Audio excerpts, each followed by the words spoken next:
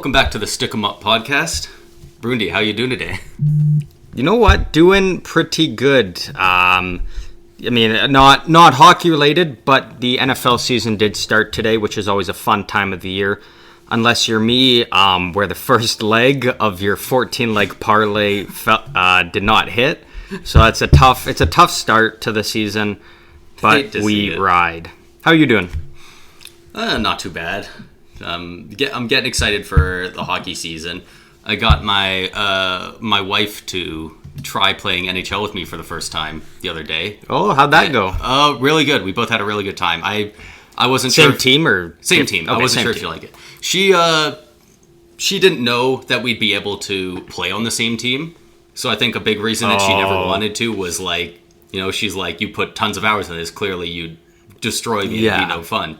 But yeah, it was a good time. Just throw it on rookie and just like explaining how to use the joysticks to hit. And then she's like, oh, okay, let me try. And then she like runs somebody as Eric Chernak from like 50 yards away and absolutely drills Larkin through the boards. That's the way that I play, so I can't blame her. It's a fun thing to do in the game. What's not fun is talking about the Central Division, which we are doing today. Continuing on with our 2023-2024 NHL season preview, going division by division. We've already gone through the Atlantic and the Metropolitan, and now we are on to the stinky Central Division. How are we feeling about that? I feel about the same for the other three divisions. I can't say the same for this one. And same as last time, we're going to go through each team one by one, just in alphabetical order. Makes it easier for us because we are not smart. And we also did our own rankings on where we think each team will finish in the division when it is all said and done. I think that's all the groundwork to start it off. So should we just hop into the first team in this lackluster division, as some are calling it? As some are calling it. Yeah. Okay, as I'm calling it. We might as well. I can't imagine we'll have a different one or two. They might be in different order, but... Before we start, actually, because we would probably never talk about, because we've already gone through the Atlantic Division, the Ottawa Senators. You didn't know? Okay. What? I thought maybe I don't know if you heard, but did you hear about the signing they made yesterday? Oh yes. Yeah. I thought you were like making a joke that they like got traded to the Central or something. I would fold the franchise at that point. Who'd want to play in the Central? Yeah. No, but the Ottawa Senators signed Jake Sanderson to an 8-year extension at $8.05 million per year. Wow. Like for a guy that he's an 8x8 extension for a guy who's played one season, and I think he only played like 73 games or something last season, 72. Very small sample size for this size of contract. That being said, he looked really good in those, and if he only continues to improve, like if he stays the same player, I don't think this is a horrible contract. And I think he's only going to get better. He's only going to get better. Like, there is literally a world where this is a bad contract, but I think more than likely he plays above this contract's value for the majority of it. And that was that's exactly what I thought. I saw a lot of people originally talk about just saying, it's an overpay, like it's a crazy overpay and whatnot, but it's also like people said the exact same things for guys like Jack Hughes, Tage Thompson, Jason Robertson. But it's like you sign, and even one that people are saying Matthew Boldy, which I think is going to be a phenomenal deal for the Wild, especially given their cap hell right now. But it's just you got to, it's a right now, just given how much he's played, it's high risk, high reward. Yeah, because there is a chance that maybe an injury happens, but that can happen with anybody. So that's not even a realistic thing to say, because Austin Matthews signed that extension. He could easily get injured. That's just, that's a whole different thing. But I mean, now all those contracts we listed look like great deals because, you sign them to that long deal when they're young. Like he's sitting there like, I just played one season in the NHL, and they're already offering me an 8x8. Like, they're like, as a 20, 21-year-old or whatever, like, they're gonna jump on that. Yeah. Like, to have 64 million just like that, boom, locked in, long term. You don't gotta. It's just, and it's great. And then it also takes him to, his later 20s, kind of right when he's in his prime. He'll be a UFA, so if he doesn't want to stick in Ottawa, he can leave. Like, he could go anywhere. So I think that's just a great deal for Ottawa and Sanderson. Yeah, not to mention right now would be a pretty rough time for a guy who looks to have that elite level of upside. That could be really rough if you give him a bridge deal. If he takes 2 or 3 years and then he wants to sign an 8-year contract when he's shown he's better, but also when the cap's gone up. Now he's asking for $10.5 million. Exactly, right. If he's at Norris level, he could be asking for 12 easy in a couple of years. So, and I will say that it's really like Ottawa is just smashing it because they've now got Josh Norris, Stützle, Tkachuk, Shabbat, and now Sanderson, kind of their big, 3 guys up front, and they're 2 big defensemen on the back end. Like, they're all locked in now long term, and none of them have more than $9 million they're making a year. So, like, that is phenomenal work by the Senators. A team that doesn't like to pay guys a lot of money is paying decent money to a lot of their young guys long term. So they've got a good core set up for the future. All right. Time to rip the Band-Aid off. Let's talk about the Central Division. Back to the Central. Yeah, back to the Central. Nothing against the teams, though. It's just like the division. Yeah, it's like gross division. You don't want to be in that division. The Arizona Coyotes is number 1. Interesting team. Where do you want to start off with the Coyotes here? I mean, I want to talk about them differently. I've talked about them for so many years, but Clayton Keller looks like he's going to be great. He was fantastic last year, especially in the second half of the season. Barrett Hayton really came along last year. He really actually showed he could play consistently at a high level in the league, which is huge for them because it was starting to kind of look like bust city for him, but not anymore. Yeah, Vejmelka also looked great last year. They got some decent pieces like that, but the depth is non-existent. I don't know.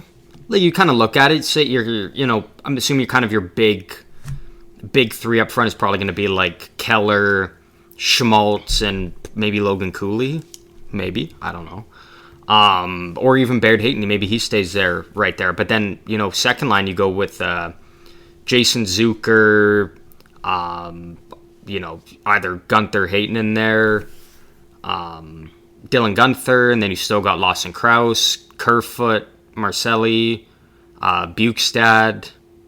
So they've got some good pieces up front. I think their forwards is okay. It's their defense that I think is the biggest area of concern for them. Yeah, it was already bad when they had Jacob Chychrun before, but losing him obviously didn't help anything, and it's a pretty barren blue line. I'm trying to think of some of the blue liners they have. So I can list off some for if you want. Liam O'Brien. No, he's a forward. I don't even know what position these guys play. They just. This is the thing that does worry me. So between the Coyotes forwards for this upcoming season, between the 14 forwards they've currently listed, their forwards are making $40.1 million between 14 of them. So naturally, you'd think their defense, okay, there's 7 of them listed here, they'd be around maybe 20. There's half as many, so maybe half is less forwards. No, between their 7 defensemen, they're all combined making $10.725 million per year. Yeah. Also worth noting, all 7 of those defensemen, their contracts are up at the end of the year. All 7. All 7. They have no defense locked up for 2 years. 3 of them, which is Matt Dumba, Joshua Brown, and Troy Stetcher, are UFAs, so they can walk if they want.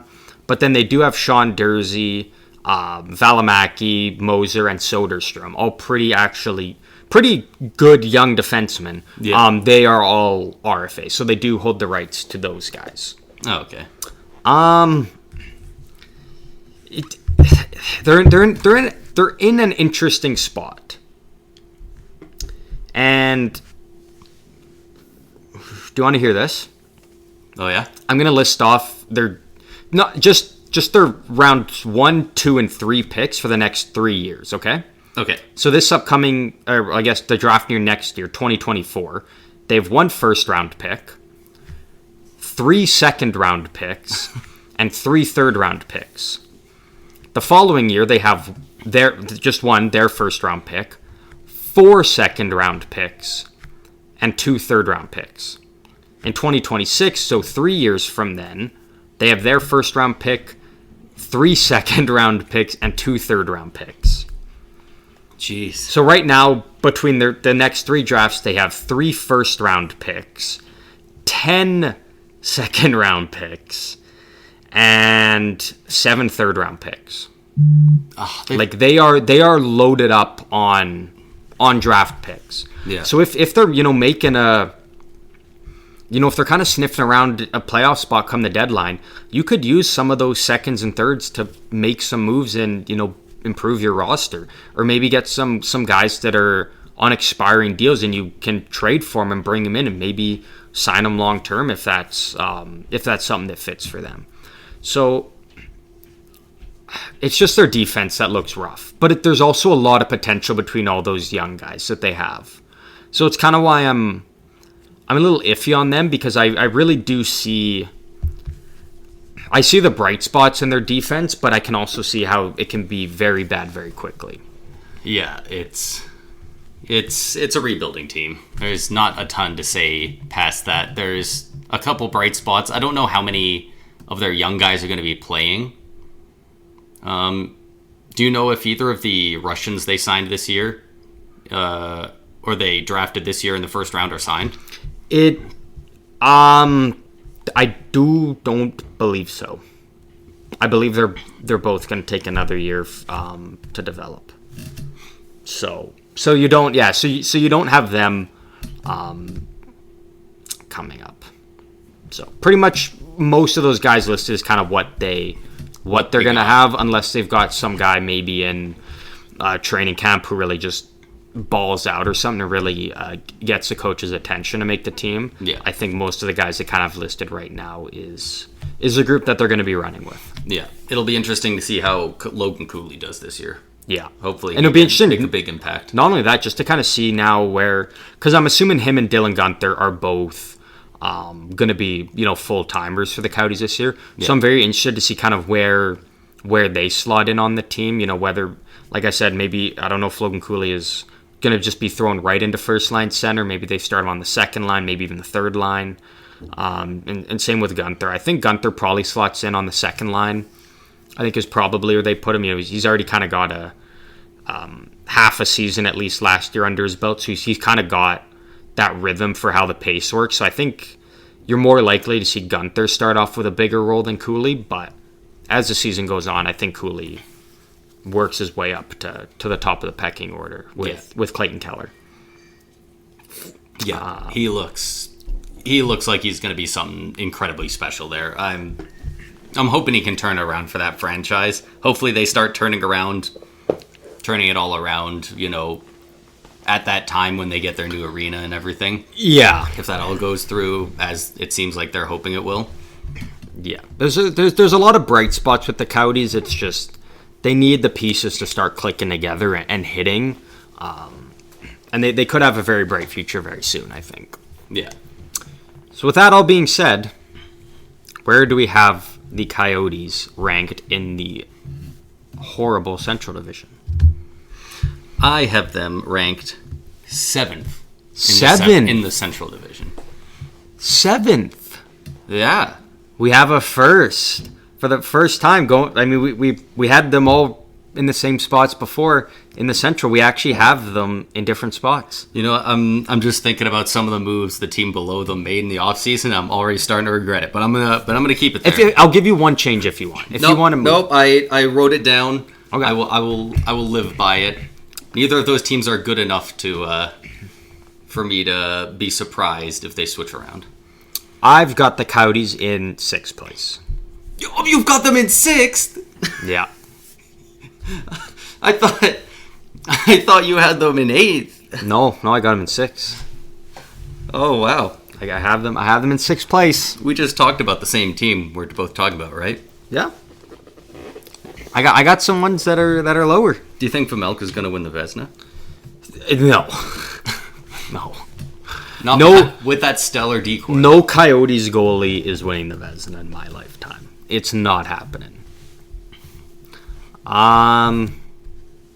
Moving on, the Chicago Blackhawks.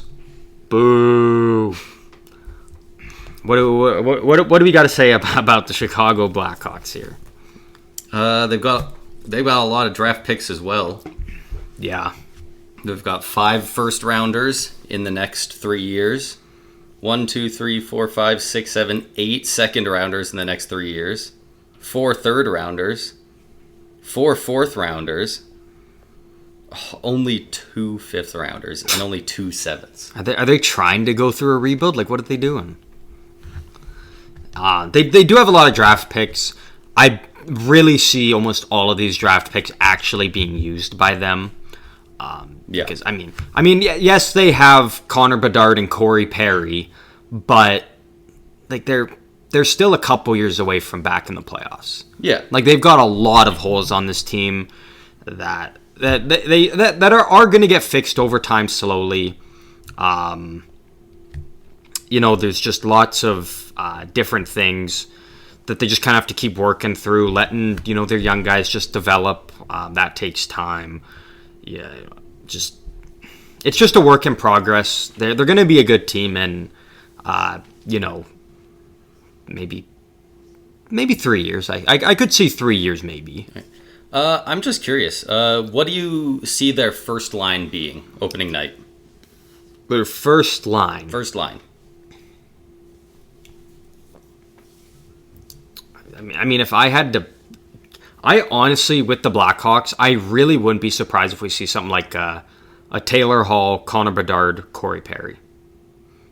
Okay. That would not shock me one bit. Yeah. Because I think Corey Perry is being brought in the exact same way how when the Oilers got McDavid, they brought in Lucic. Yeah. And Lucic was supposed to be on McDavid's line with them, protecting them, fighting for those pucks so McDavid doesn't have to go in the dirtiest. But Lucic just completely fell off a cliff when he went to Edmonton. Yeah. Like he just went completely downhill. Whereas I think Corey Perry can still be a very valuable player in those situations. So I wouldn't be shocked to see him out there with Bedard to kind of protect him, but also do a lot of the heavy lifting to give Bedard those chances. That's fair. Corey Perry fell off a decent bit last year. I mean, he already fell off from the previous Hart Trophy winner that he was, but he there's a reason that Tampa didn't re-sign him.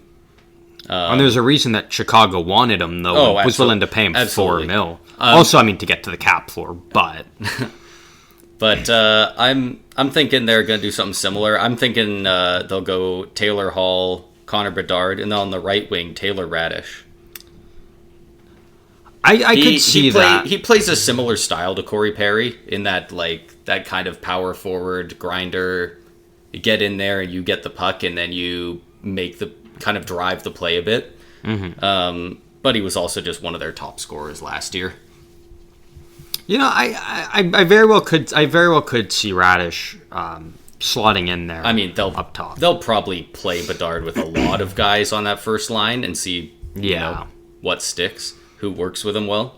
Yeah, because they're basically most of the season is going to just be around having Bedard do good and just putting the guys that he produces the best with and just keep them with him. Like that's really what it's going to come down to. Man, just looking at the cap friendly, we really got McDavid's team kind of held back with that Darnell Nurse contract, and now we got Bedard's team with that Seth Jones contract, huh? Yeah. That's a bit tough. Yeah, that. Both great defensemen, just some heavy contract. Yeah, exactly. I don't know. Like, I just kind of look at Chicago. I'm just like, yeah, you can definitely tell that they're, they do realize that it's just a slow process to go through this rebuild. Even though you got Bedard, Yeah. You can't just immediately go out and try and grab every free agent. Like, you got to just let them develop naturally. And, you just kind of got to go through a couple years of pain before, if it all really finally pays off. Yeah. So there's really not much to say on Chicago. Like, we all kind of know what we're going to expect from them for the most part. But we all know that we're going to be talking about them lots in a couple years. So, and even throughout the season when Bedard pulls off highlight reel stuff. I was going to say, he's going to be all over on like TSN's highlight reels. That first game between Bedard and McDavid, like... That's going to be That's going to go... Like, that might honestly set records for amount of viewers. Like, that game is going to be nuts. Yeah. So I can't wait for that. But anyways, where do you have the Blackhawks finishing in the division? I have the Chicago Blackhawks finishing in 8th. I do too. Outside of the playoffs. Yeah, I still have them finishing last. Like, Bedard's going to do good. I kind of... Where do you see Bedard for point totals at the end of the season? Assuming he plays, like, the full 82. He does not have a great team with him. He'll be playing against NHL players now.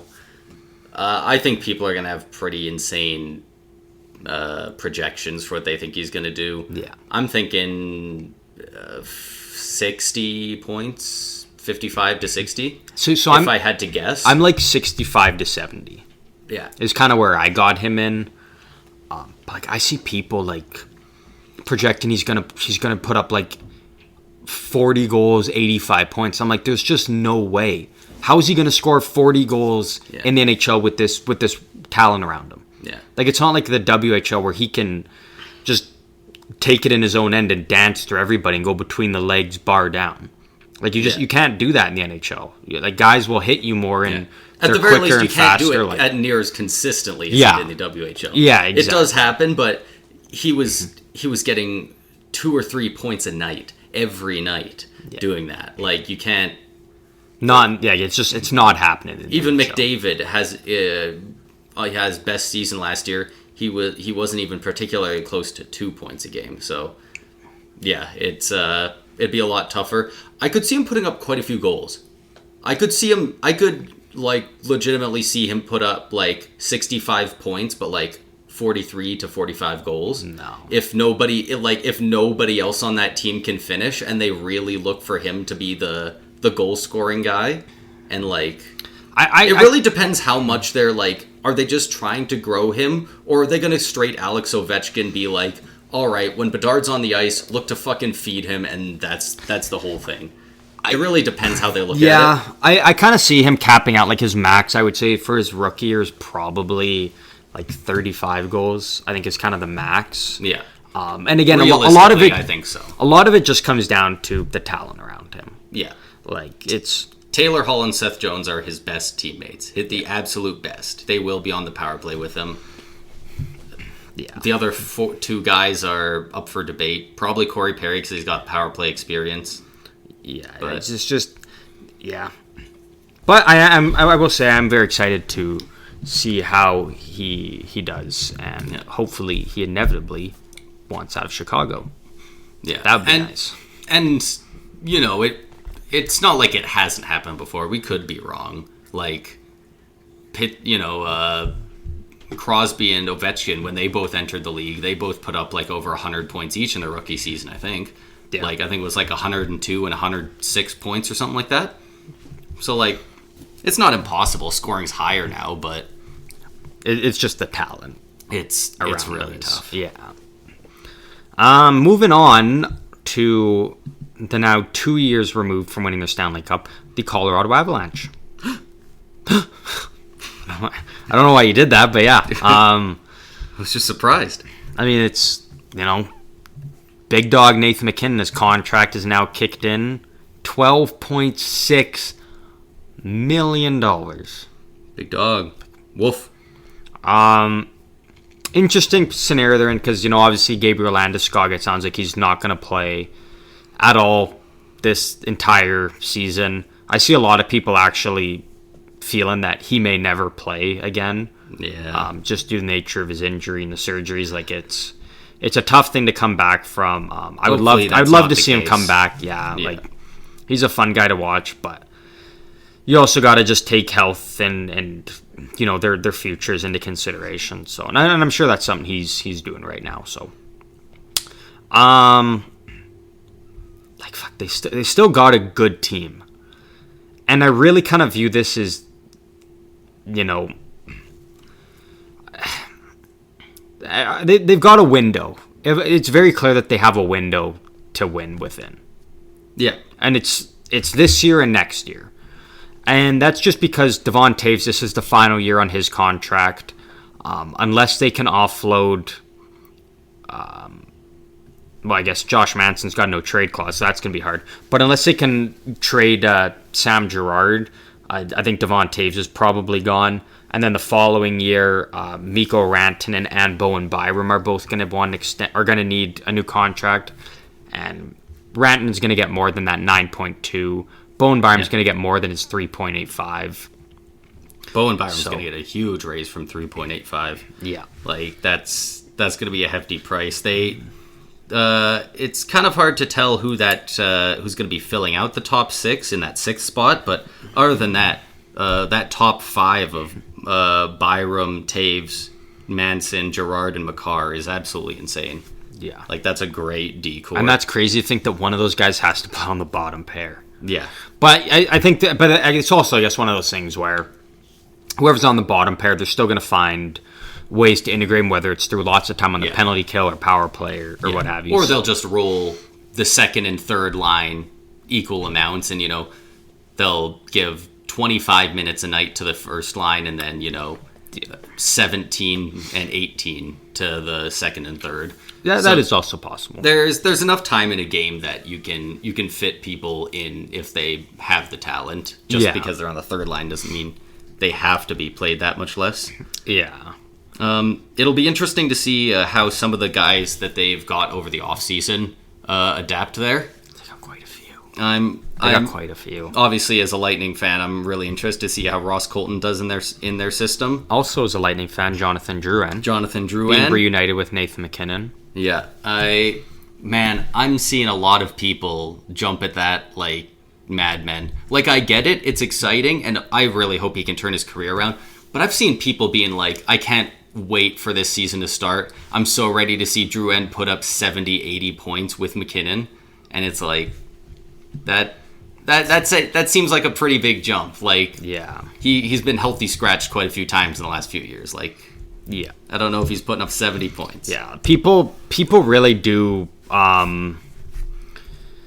They just love to grasp onto those kind of storylines and like, oh, they were junior teammates. But like, people also like, I'm gonna pull it up here because honestly, that is actually something that pisses me off more than how bad the Central Division is as a whole. Is people being like, oh, he's gonna be 30 goals, 80 points next year when he's with McKinnon. It's like, but between, gonna do some quick math here. Oh, he's doing quick maths. So with Montreal, between the previous 3 seasons, he's played 136 games.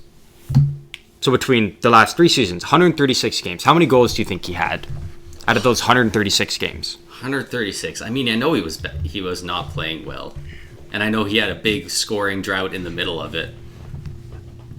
I'm gonna say like 17. 10. Jeez, like that 17's a low guess. Like he was averaging a goal every like 13, 14 games. Yeah. And now people are like I don't care. Him and McKinnon haven't played together since 10 years ago pretty much. Also, a guy with that kind of production, are you just putting him on the first line with McKinnon? Also exactly, right? Like I know that's something they're obviously going to try in preseason because like you have to. Like I get that. But I just don't see, I see him kind of being still probably a third liner, I would say. Yeah.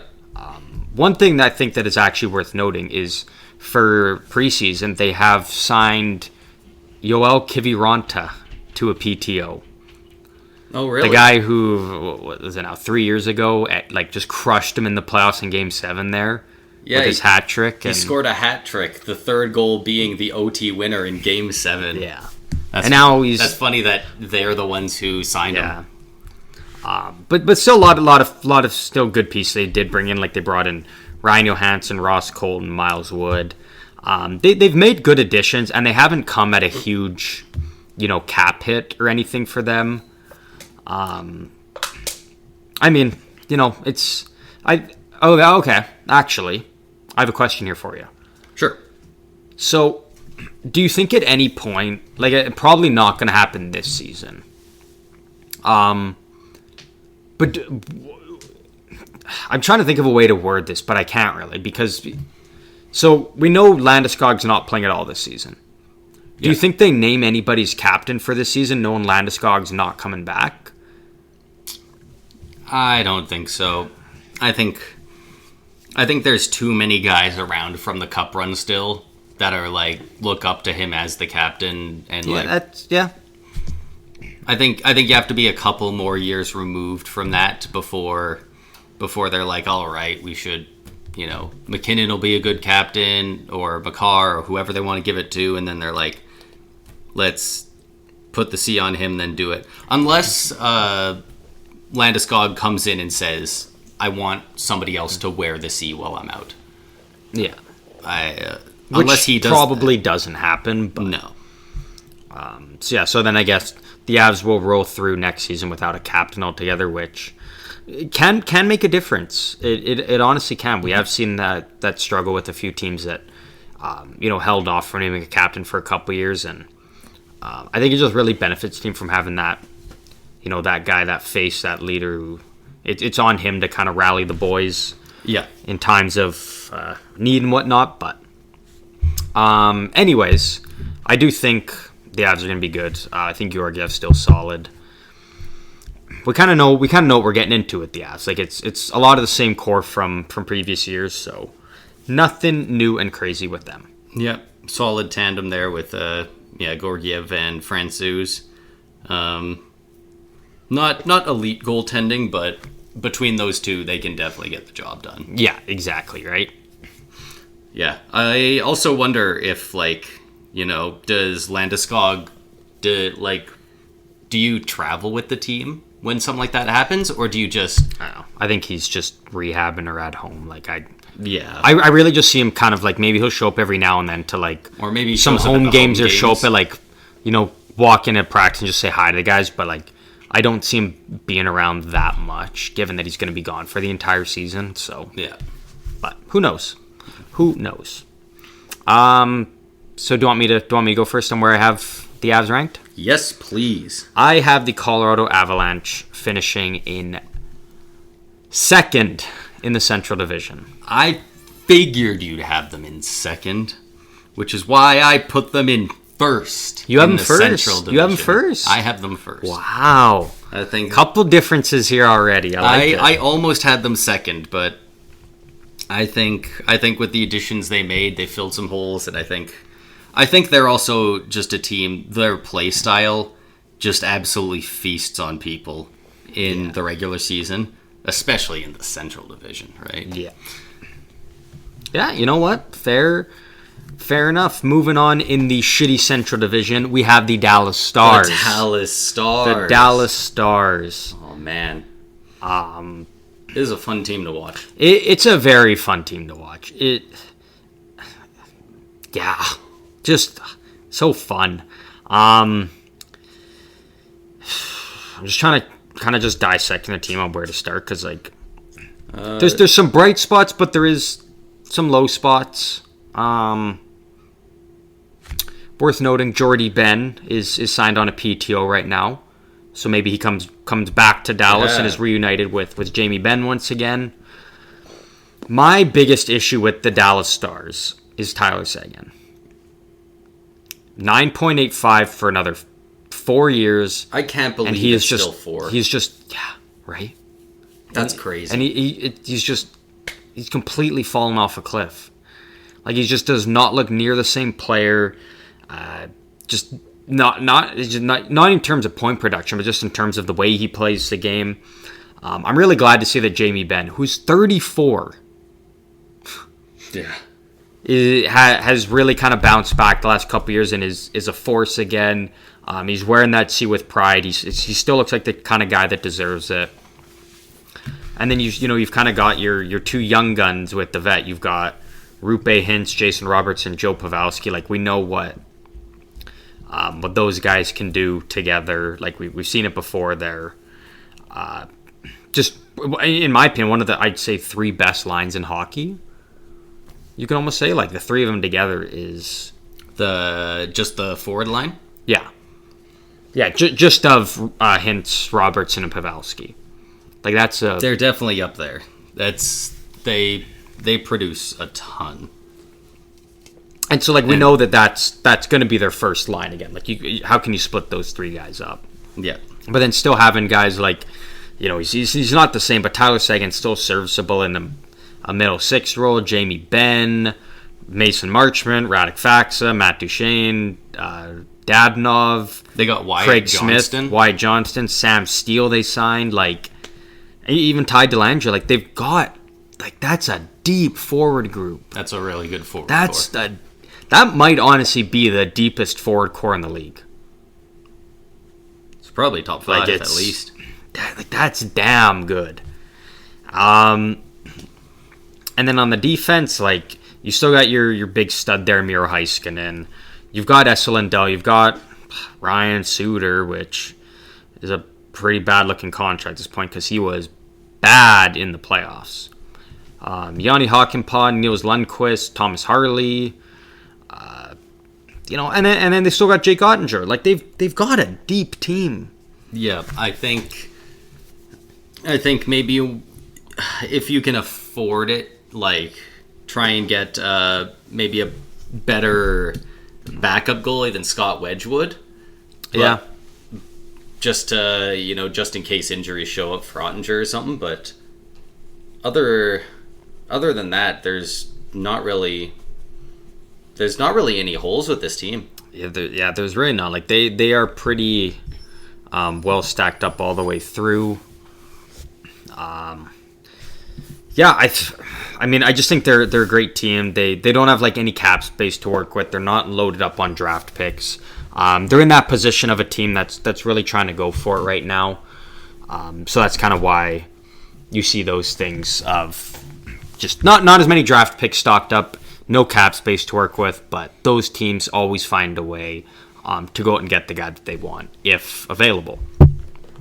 Yeah, that's especially in obviously not this year, but in the next 2 to 4 years, seeing what they can do with that cap space they'll get from Ben and Sagan's contracts running out, seeing what ways they'll be able to weaponize that. Like, they can make a really interesting team for the next 10 years if they use that space right.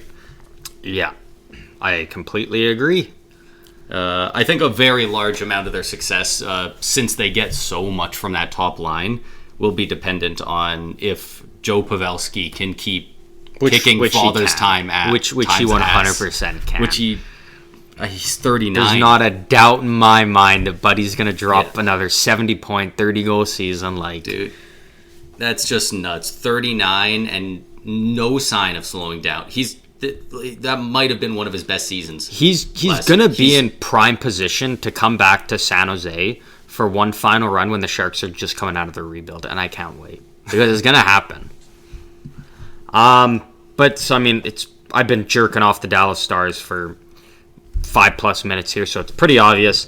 I have them finishing first in the garbage Central Division. Yeah, I have them in second. I figured, those would be our top two. Yeah, there's just a significant drop off after that.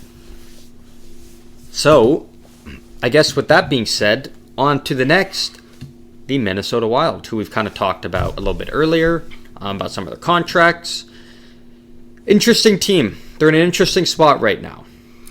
Yeah, they really started to build up, and they were getting better and better, and then they they put themselves in this spot with the contract buyouts that they are almost in a place where they have to just deal with life for the next 2 seasons. 2 seasons. Like, just a tad under $15 million to pay Zach Parise and Ryan Suter to not play for them anymore. That's $15 million. Like, that's, a top 4 defense and a top 6 forward, maybe a bottom pair guy or a bottom forward. Like, it's a lot of cap space you're missing out on, and you can see it when you're looking down their roster. Especially on the back end, I think. Yeah, that's pretty brutal to be missing that. So I think they're just gonna try and stay. They're just gonna try and keep morale up for the next 2 years, and then they're really gonna go for it once they get that cap space back. That being said, they definitely have some guys that they're there to be excited about. You got obviously Kaprizov, Matthew Boldy, Zuccarello, Eriksson Ek, Marcus Foligno. Freddie Gaudreau has really improved in the last 2 years. He's really blossomed into something that not a lot of people expected him to be. And you always love those kind of stories. Like, you really saw him kind of find his stride originally with Nashville. Comes over to Minnesota, kind of starts off in that smaller role. I think at times even he put himself up on like the first line for them every now and then. So like he's come a long way, and he's earned that contract he's on. And I know Minnesota's expecting some big things from him this upcoming season, because they're going to need those guys that aren't making as much money to really outperform their contracts if they want to have any chance of competing for the Cup next year, or even a playoff spot in such a bad Central Division. Yeah, they also got Pat Maroon, obviously, this past offseason, which will be that's right. nice depth addition for them. And hopefully Marco Rossi can take the next step with them. He looks like he can he can be pretty impactful. But so far he hasn't really done what some people thought he would by now. He's still really young, but it's when you draft the guys that highly. What was he drafted? 9th overall in 2020. You're kind of hoping that at some point, we're 3 years out from that. And has he got into many games in the NHL? Rossi? Yeah. I know he was dealing with some kind of injury, or something. Like, I know he was going through some, so it definitely did kind of limit his playing time over the last couple of years. So last year he played 53 games in the AHL, putting up 51 points. So pretty close to a point per game. In the NHL last season, he played 19 games. Okay. 0 goals, 1 assist. Yeah. So he has struggled, but I mean, he's still a top 10 pick for a reason. Like, we've seen guys like Tage Thompson, former first round picks, slow start, but then all of a sudden, boom, it all connects and they just take off. So anything is still possible for Marco Rossi. On defense, they got Kalen Addison, who really kind of broke through this year. Brock Faber, another young guy. I think there's a lot of pressure on Brock Faber, just because he was kind of a big part of the whole Kevin Fiala trade to LA. So I think there's a lot of pressure on him to kind of, perform and live up to some of the hype that Kevin Fiala brought to that team. And then Philip Gustafsson in net. If he can continue, that Marc-Andre Fleury still. Like, that's a greasy tandem that they're running. It's sick. Like, Gustafsson has not played a ton of games, but like I've seen some people like saying he's like a top 5 goalie in the league because of how well he played last year. Yeah. And like, I definitely personally think that you need more games than what he had, because he's played like, I think somewhere around 60 or 70 games in the NHL. I think you need more than that to be able to truly judge how good they are. But I mean, that's still a decent sample size to put up the numbers he has. So, yeah. I also Minnesota also has one of my favorite guys to watch play, and that's Jacob Middleton. He did play on San Jose for a little bit before being traded to Minnesota, but like he does everything you want out of a guy. He contributes some points here and there, throws the body, loves to fight. Like he's got just an amazing muzzy. But I think one of my favorite things about Maxey is he was drafted in. He was the very last draft pick in the 2014 draft by the LA Kings. And my favorite thing about him is just, obviously that's a question a guy gets asked a lot when they're the last pick in the draft is like, you were the very last guy picked in your draft. But his response is always the best. He instead of viewing it as he's the last pick in his draft year, he just views it as, I was the guy picked before McDavid. I was the draft pick before McDavid. And I'm like, that's such a awesome way of viewing it. So that just kind of shows you the type of guy that he is, and just the type of guy that you want in your locker room, because he's just very funny. He's witty. You can just tell he's got a good personality by shit like that. So Minnesota is very lucky to have a guy like that on their back end as well, with the likes of Jared Spurgeon and Jonas Brodin, but no Matt Dumba anymore. No Matt Dumba. With that being said, I think we probably both have the Minnesota Wild in the exact same spot. I was wondering if we would, but I guess we'll see. I'll go first. You go first. Because I think mine's going to be the weird one. I've got him third. I have the Minnesota Wild placing 4th in the Central Division. Wow. So you have the Jets above them. Maybe. Because there's no one out. Like, I'm looking like there's no one else. We'll see. I feel like the Wild was a lock at 3. I was thinking about it, and I was like, you know what? I think they're taking a step back for a year or two, because that's a lot of missing cap space. That is fair. That is very fair. I can totally see that. Well then, yes. So I have the Minnesota Wild at 3. You have them at 4.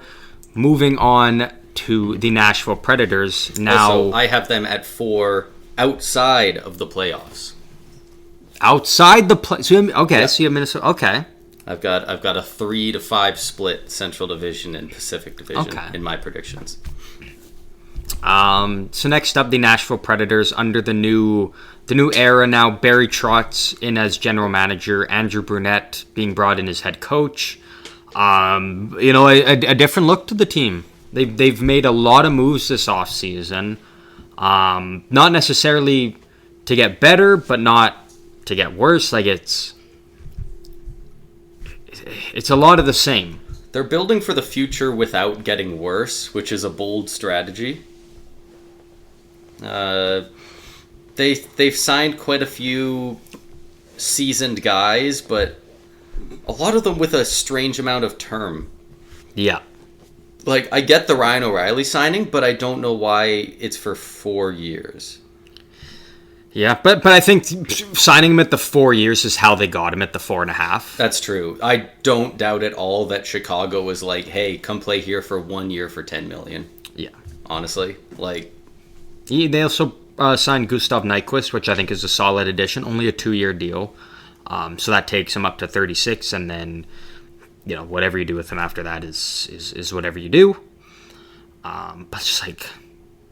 So, okay, so actually the best way to get an idea for this team, for the Nashville Predators, so assuming Philip Forsberg is healthy for the start of like training camp, preseason, all that, they would have 14 forwards listed on their roster. Of those 14 forwards, 1, 2, 3, 4, 5, 6 of them are making more than $1 million. Yeah.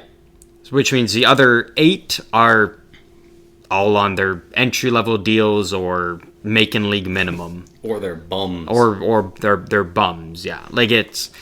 but I mean, then, like, they're... So they're paying more... Or they're paying about the same between 14 forwards and 7 defensemen. Yeah. But they've still got a... Like, they've got a good D-core. I was going to say, their defense is pretty solid. Their defense is not only solid, but it's pretty old. deep. But it's getting up there in age. That's true. You know, they have a lot of Roman Yossi going in 33, McDonough 34, Barry 32, Luke Shen 33. Like they've got a window with those guys, and those are quite possibly their top 4 defensemen. I think definitely so. a top 3. I'm not sure if Luke Shen is the 4th best, but at least as it is right now, that's a pretty solid defense core. And then UC Saros as the goalie. Like that's an incredibly sound defensive team, especially when you got guys like Ryan O'Reilly up front. All they need is some firepower. And unfortunately there's very little of it. Philip Forsberg is at least on Cap Friendly listed on the injured reserve. Yeah. I'm not sure what kind of injury he has. Yeah, I'm not sure what's going on with him, but a big thing I'm seeing is Nashville's looking a lot very similar to Minnesota right now. Between the dead cap of retained salary on Ekholm and Johansson, and then the buyouts of Kyle Turris still kicking around in Matt Duchene. This year they're giving up about $9 million between those guys. The following year, about $13.5 million. The following year, still up around $9 million, and then kind of $3.5 million for the next couple after that. Like, it's just a lot of dead cap there, which makes it so bizarre to me why they're signing guys like O'Reilly and Nyquist when it's almost like they should be in that position now where it's like they're not winning a cup with this team. Not this year, not the next couple years. Like, they needed to go through a rebuild. Barry Trotz needed to come in and be like, this is my team now, and it's time for a rebuild. And so... Yeah, I know a lot of people are saying that, you have to... This team has to try and win now while they've got Roman Yossi still in his prime. Even though he's 33, is in his prime, which is crazy. But at the same time, I just don't think it's going to happen with this team. I don't think they have the assets to trade for the pieces they need to become even a playoff team, let alone a cup contending team. So as much as it sucks to do, I wonder if it would benefit them to see if you can trade Yossi now. Well, he's got a ton of trade value because, like I said, he's 33. He's got 5 years left at 9.059. Yeah. That's going to be tough on those last 2-3 years, depending on when he declines. And that's the thing is, like, Nashville, but that's just, because they're stuck with all that dead cap. And by the time most of that dead cap is kind of wrapped up is 3 years from now.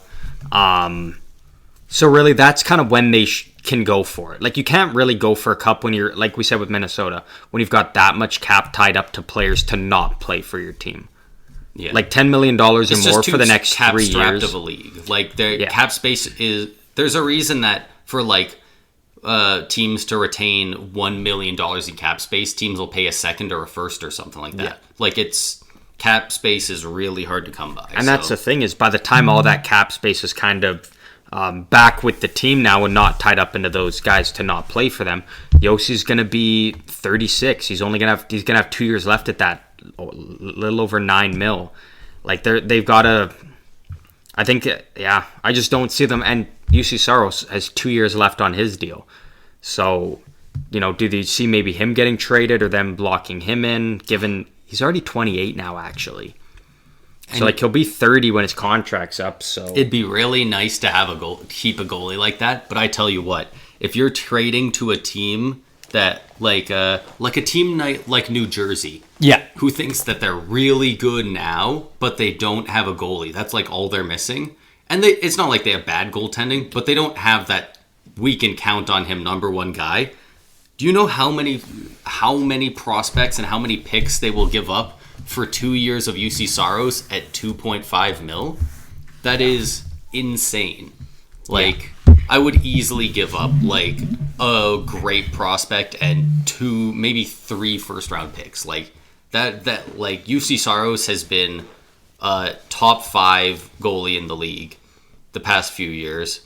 Getting an average Nashville team at that. Yeah. So getting him at such a low cap hit would be absolutely incredible. Yeah. I just really think Nashville needs to just commit to a rebuild, which just makes it weird of the signings of like O'Reilly and Nyquist and whatnot. Like they've got a lot of good young players who have really stepped it up, especially last year, guys like Cody Glass, Thomas Nosek, even Juuso Parssinen. Like they've got those young guys that took that next step, but it's just it's not enough right now. You just can't expect those guys to like slot into your top 6 again immediately, like become regular point producers like that. I think it's just a bit unrealistic. So yeah, I think it's just Nashville. I think they just need to accept it's time for a rebuild. Barry Trotz is there now. He should make the team the way he wants to, very similar to how Mike Greer is doing that with San Jose. And I guess we'll wait and see what happens there. Yeah, one thing that's, and you know what, it probably wasn't really the call of Nashville necessarily, but I wonder if they're going to regret trading Tanner Jeannot. I think a guy like that fits in so well, his play style, he's young, like, I think he's a lot of the things that Nashville should be looking for in a player right now. Yeah. I think they just got offered something by Brisebois that they felt they couldn't refuse. But I wonder if even something that looked that insanely good on paper is going to end up backfiring for him if maybe if none of their picks work out, or if Jeannot really bounces back to what he was doing in his rookie year, or somehow if he even gets better than that. Yeah. But yeah, I imagine I don't know very many Nashville fans, but I got to imagine he was quickly becoming a fan favorite after that rookie year. He was hitting everything in sight, and he was scoring. But they did get a good haul back for him. Exactly. That's the thing. Like I was thinking, like there's no way they were shopping Jeannot, right? Like no. Brisebois must have just hit him up out of the blue and said, "All this crap, all these picks, and Cal Foote, take them." It's like how could you say no to that? Yeah, I'm going to give you an offer you can't refuse. So. Yeah. I imagine that's what happened there. Yeah. So where do you have the Predators finishing within the division? I think we got them in the same spot here now, based on how some of the other ones have gone. I think this is the one we've gotten the same. I would hope so. I have Nashville finishing in 6th. Shit, I have them in 5. I have them in 5th. Outside of the playoffs. I have them in 5th, but I do have them outside of the playoffs. So shit, we're wrong on that one again as well. A lot of differences within this division. A lot of differences. But it is the most boring, but I will say unpredictable division. Because this one could Definitely go a lot of different ways, I do feel. Yeah. 2 teams left in the division before we get into them, because the next one is a hard team to stomach. I have some pets here with me, and they are whining that they want food, so I'm going to quickly give them some food, and we will hop right back in to the final 2 teams here. So enjoy this little commercial break. There won't actually be one because it's going to quickly pop over to us talking about the final 2 teams. So we will see you in literally 1 second here. And boom, just like that, we're back. Like we never left. Incredible. Every animal is now happy and fed. They are doing their own thing. We are moving on in the shitty Central Division. 2 teams left. First off, the St. Louis Blues. One of those teams, I view them very similar. Well, not entirely, but there's similarities between them. To the NFL, I view them kind of in the same area as the LA Rams.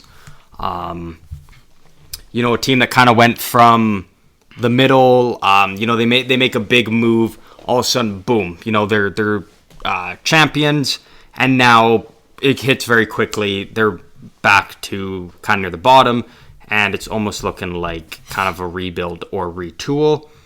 The Blues got some good pieces. on their team. Don't get me wrong, but Yeah. I don't see it being, a cup contending team.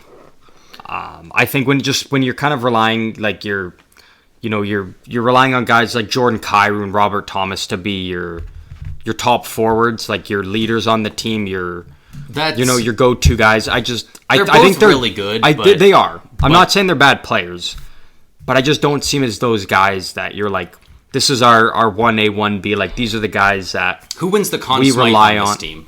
Exactly. Yeah. That's the exact thing. Yeah, I just don't see those guys being the guys to take hold in the team and each put up point per game seasons and carry the workload for this team. I just don't see it in those guys, especially their low points they hit last year. Like your top players, you just don't see those kind of slumps happen in your top players. So. But that being said, like they've still got solid pieces. Braden Shen, Pavel Buchnevich, who honestly, in my opinion, actually could very well be their best forward next season. Yeah, that was a great trade for them as well. Phenomenal trade. They robbed the Rangers, which is good because we don't like the Rangers. So seeing the Rangers lose a trade is always a good time. Brandon Saad, still serviceable. They brought in Kevin Hayes. He can still put up some points for them. Kasperi Kapanen, we don't know what's happening with him because, actually, I'm going to make sure it was Kasperi Kapanen before I. Oh man, do we have controversy? I might actually have to delete this if I'm wrong. We might have to start from scratch. Oh no. How do you spell? Oh, I have his name right here. Kasperi Kasperi. Kapanen. You know what? Okay, I so I Googled was his right. name, and the first thing that shows up is news about drunk driving / Kasperi Kapanen. Yeah. So he is facing alcohol-related driving charges that occurred in Finland. Is he facing them officially?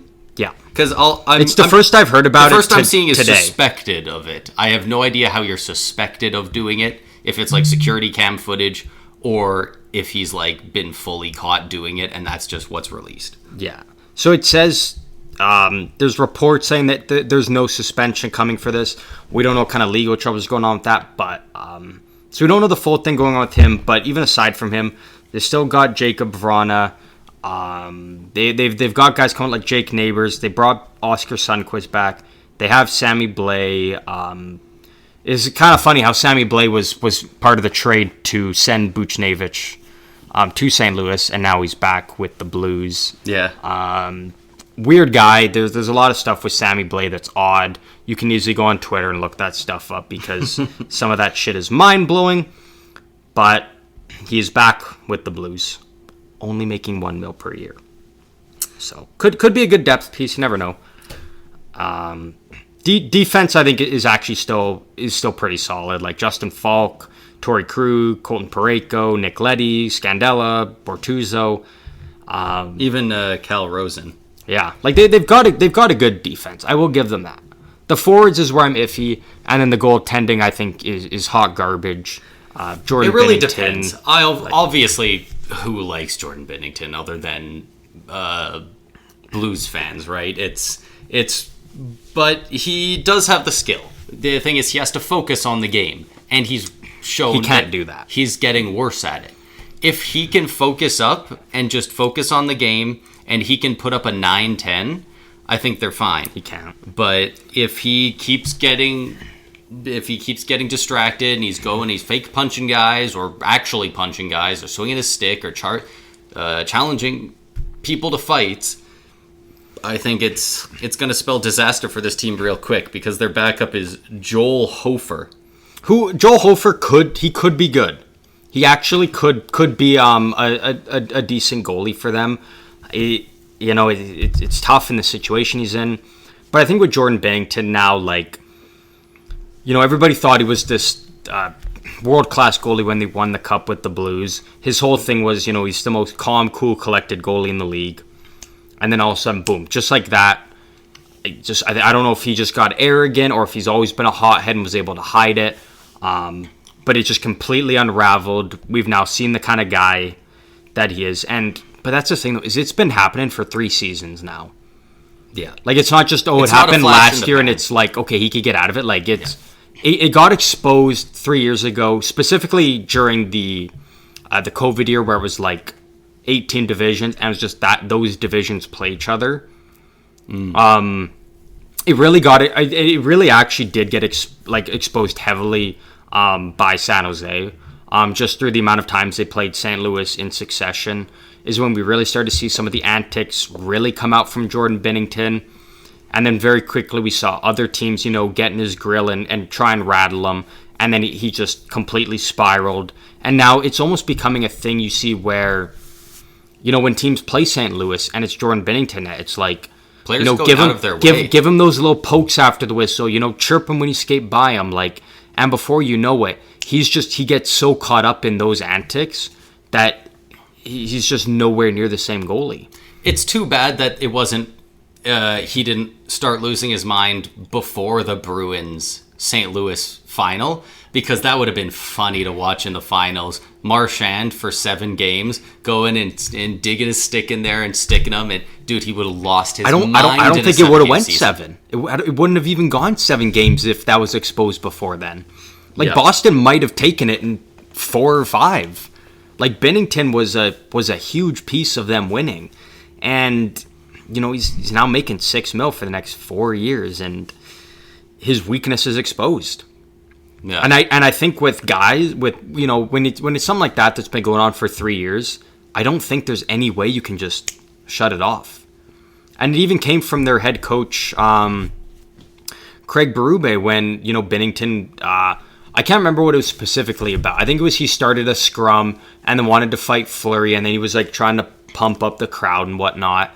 And Craig Berube was just like, this shit needs to stop. He needs to shut up and focus on playing hockey. And then it was a couple games later, he did something stupid again. Even when the coach is publicly saying, shut up and play, and he can't even do that, it's there's no end to it. It's a part of his personality, and it's now something that the Blues have to deal with. It's kind of been a bit of a rivalry over there in the Central Division for a bit. I don't know how intense it's been recently, but Minnesota versus St. Louis has always been a bit of a rivalry. Yeah. And, not one that gets talked about a lot, actually, which is surprising because it's actually it heats up. I think a bit of it just being by the nature of neither of them being a top team in the league, and they're both in the Central at the same time. And they're both in the Central.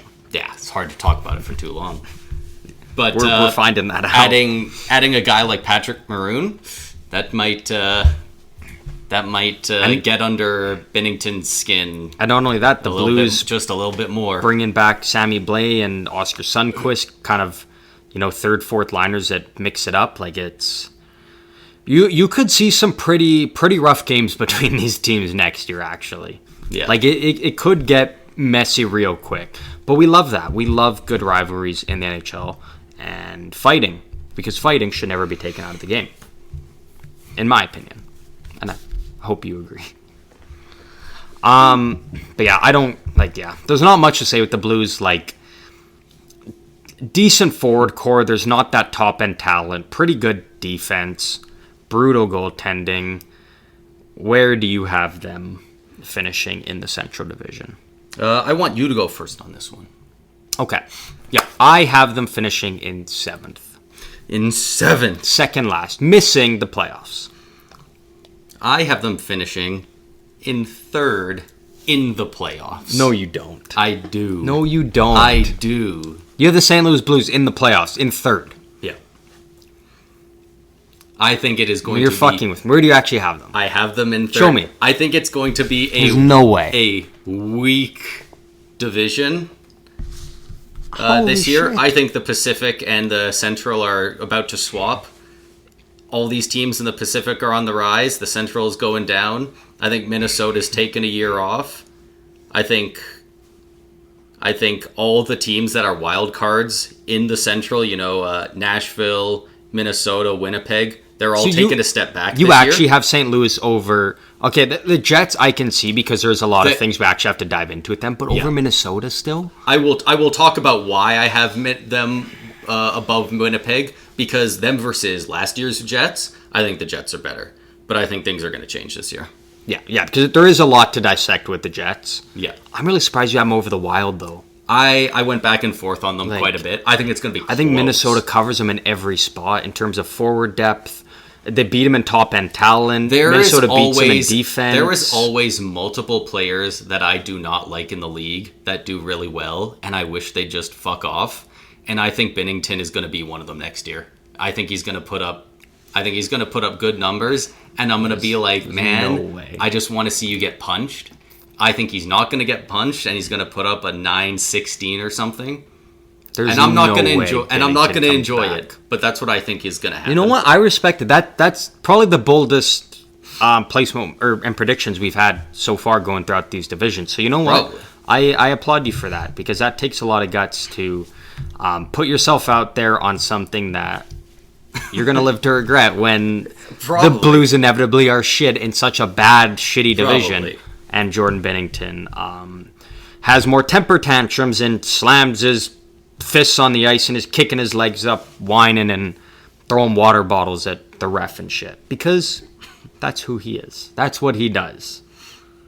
It's entertainment. I will say the Blues get entertaining hockey. Maybe that's why people cheer for them, actually. Because you never know what you're going to get out of that team. Okay, so that was bold. I do also think I believe in Jordan Kyrou specifically more than a lot of people. I think he has the potential to, if surrounded with the right pieces, if he can put it together, he could put up a 90-point season. I think that would be like his career best. But I think he is 90 points. I think he could get to be around that point if he found good chemistry with solid other elite players. Yeah, maybe if they fucking land McDavid or something like 90 for Kyrou. Well, no, there was a lot of points that Maroon got playing with McDavid, so who knows? You know what? Actually, I'm gonna look up. I'm kind of curious. What is what's Kyrou's like? What's his career high so far? Because I'm actually curious. Because I know he did have like, it wasn't last season. Because I know he there was some parts of the season where he did struggle. It was one of the last 2 years. I don't think it was last year, but I think it was the year. He put up 75 and 73 points in the last 2 years. Okay. So that's kind of where I have his cap. Like I think his highest he's gonna reach in his career is like maybe point per game, like 82. And that's where I think most people would have his peak being. He's 25 right now, so when he was 23, he had 27 goals, 75 points. Last year he had 2 less points, 73 points, but he had 10 more goals, 37. So okay. I think he could have around 40 goals, 45 assists, get to that 85-90 range. It would take a lot. He would have to be more consistent, and so would the guys surrounding him. But yeah, I think it's possible. Fair enough. I will not shake my head at that and tell you that you are wrong, because I respect that. It's stupid, but I respect it. Well, thanks. 109 points in 56 games with the Sarnia Sting. That's just what a stud. God, the OHL's wild. Moving on to the final team in the Central Division. Take a deep breath, everyone, because we have almost finally made it through this division. I know it has been tough, but we've powered through. So pat on the back to ourselves and a pat on the back to all of you for actually listening if you've made it this far through this division, because if you don't care to listen to this one, we really don't blame you. But it is our duty and responsibility to put this out here for you. The Winnipeg Jets. We might as well rip the Band-Aid off, because we've kind of gone through every other team now. So if anybody's been doing their homework listening, I have the Jets in 4th. Yeah. And missing the playoffs. I have them missing the playoffs in 5th. In 5th. I am. So the main reason I had them that low is I think Connor Hellebuck's getting moved. Yeah, that is the exact reason why I have them there. But I do think it's like a deadline move, which is why I think the Jets, are up as high as they are, given that I think Hellebuck does steal a lot of games for them before he gets moved. That's fair. I completely forgot about somehow I forgot about the Pierre-Luc Dubois trade. I was thinking, Their forward core is starting to wane a bit. Scheifele's a year older. He's only 30. I thought he was older. Maybe I'm thinking of Wheeler. But it sounds like he might be gone. He might be moved. But Iafallo and Velarde, that really solidifies that top six. With like Ehlers, Kyle Connor, even Niederreiter, Adam Lowry, Mason Appleton, Nemestikov, even Kupari and Barron. Like the top six and top nine are very solid. Yeah, and I think a big part for them is they got to find a way to keep Mark Scheifele, or if they do trade him, it needs to be for like. I think if you're the Winnipeg Jets, you probably want to do, if you're trading Scheifele, you want like you want to go for a prospect rather than a draft pick. I think you want to instead of getting like a B or a C prospect in a first, I think you want to go for an A or an A plus prospect and then like a third or something. Yeah. Like you want to bring in a guy that can come in and play on the team and that is going to be a full-time player next year, that can be good. Because the Jets are still in a win-now mode. Like, you've got Kyle Connor in his prime, Ehlers, even Iafallo. You've got Velarde on a cheaper contract. You've got Morrissey that's broken out. Like, you've still got the pieces there. So I think if you're moving Scheifele and Hellebuck, you need to bring back pieces that you can use now, in the next year and the year after that, like guys that can still be kind of similar to the Pierre-Luc Dubois trade, actually, where you got Alex Iafallo, who's a solid, second liner, third liner guy. Gabriel Velarde, who's a young, good prospect that can come in and really just go and provide immediate impact to the team. Like that's what they need to do with the Scheifele-Hellebuck trade. Yeah. More specifically, the Scheifele than the Hellebuck one, because there's not many teams that, you're going to be trading Hellebuck to where you can immediately, get a great goalie back from them type of thing. Do you have a team that you think is the front runner to get either of those guys? I do, for both actually. Okay. So the front runner I have to get Hellebuck is the New Jersey Devils. That was my answer as well. That team just makes the most sense to me. Yeah. For Mark Scheifele, I don't know. I'll explain it after because I'm not sure how much you agree on this, but I actually have the Boston Bruins for Mark Scheifele. That makes a lot of sense. They freed up a decent bit of cap space. They still don't have a ton. But and the reason I say that is because I think they need center. Out of players currently available, or kind of just that are rumored in trades, the player that makes the most sense for the Bruins is Elias Lindholm. Just again because very similar to Bergeron. He's in his prime right now. He might be traded out of Calgary, but it's starting to sound like there's some waves that he might be staying in Calgary. It sounds like, it's not set in stone like he wants to leave. Yeah, I hope he stays. And so I think that kind of it would stall stuff out between the two because I think Boston really needs to go out and grab a guy sooner rather than later. And then really the only other guy that's name is around there that's a good center is Mark Scheifele. So I could see the Bruins making a solid pitch for Mark Scheifele if they kind of have to if they want to go for the cup next year with the guys that they got. So that's kind of the landing spot I think makes the most sense for Mark Scheifele. Yeah. But I really do hope that Winnipeg can find a way to keep him, especially if Hellebuck's gone. Like there's a lot of money, now left on the table there that can be put towards Mark Scheifele. Mm-hmm. I just think he's such a big part of like not even only the Winnipeg Jets, but like just the city of Winnipeg. The fans love him. He's kind of their guy, and I think in my opinion, he should be next in line for the captaincy. Now that Blake Wheeler is gone, I'm wondering if it should be almost the opposite. I'm wondering if Wheeler and Scheifele were kind of the last bastion of what the old Jets were, and you want to move them both out, and you get that fresh start and. Now everyone can rally behind new captain, Josh Morrissey or Kyle Connor or something. And, just the new era of the new Jets instead of kind of half.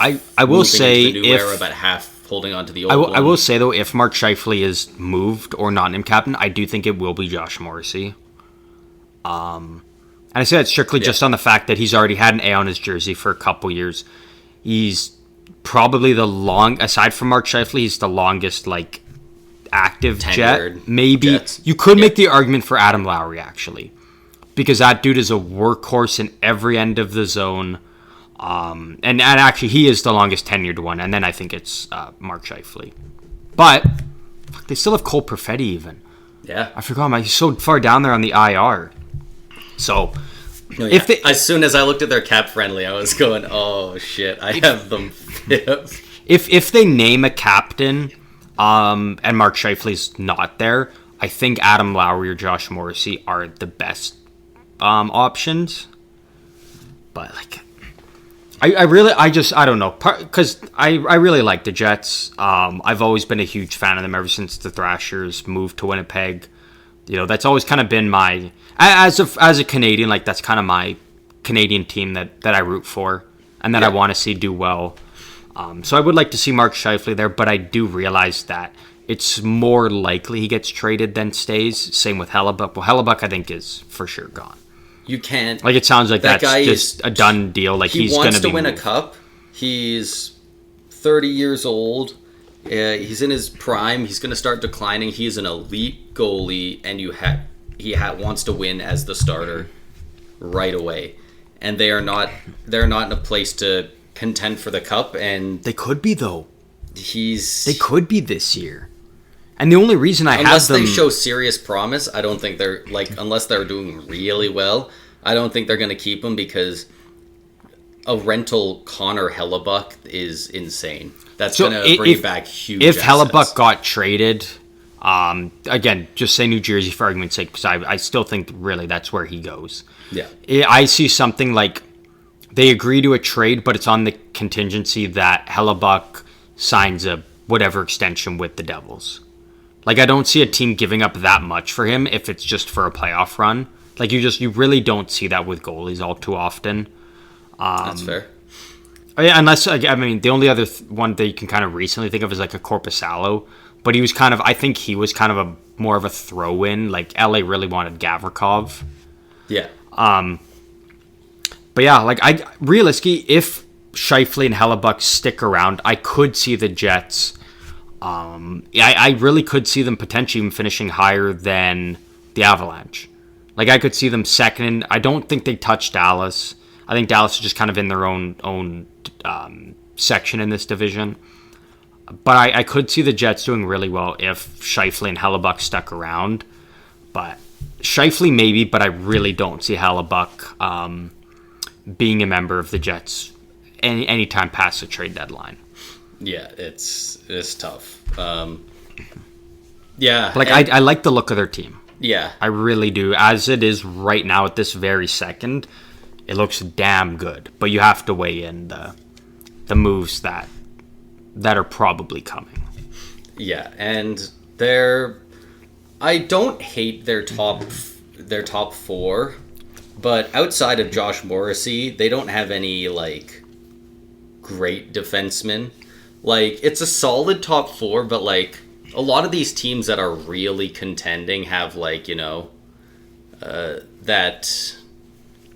Makar and Taves, that Hedman and Sergachev, the Slavin and Pietrangelo Theodore. Yeah, exactly. Why the fuck did I go to Vegas? Shut up. I never said anything.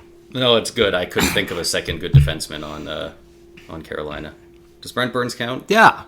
What do you mean does Brent Burns count? What a dick thing to say. Of course he counts. They have four very solidly top four defensemen, but only one top pairing guy, guaranteed. So, and Morrissey, that's only as of last year. That's true. Going into season last year, he's a fringe top pair, kind of more of a second pair guy. Yeah, he really just took off last year. He was last year. He was the best of those top four guys. And then he took a leap last year, and hopefully he stays at that rate, because he was an exciting player to watch. Very fun to have in fantasy. Breaking news in the NHL. Yeah. It's nothing major. Is it in the Central Division? It actually is, unfortunately. Let's go.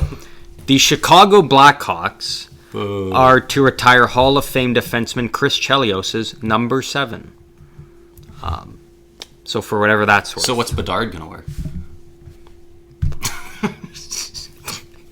Couldn't even tell you, man. I'd love for Bedard to release a presser saying he's like really upset and he wanted to wear number 7 for the Blackhawks for no reason. Just like gaslight the community. It'd honestly just be funny. We got nothing else going on in the off season.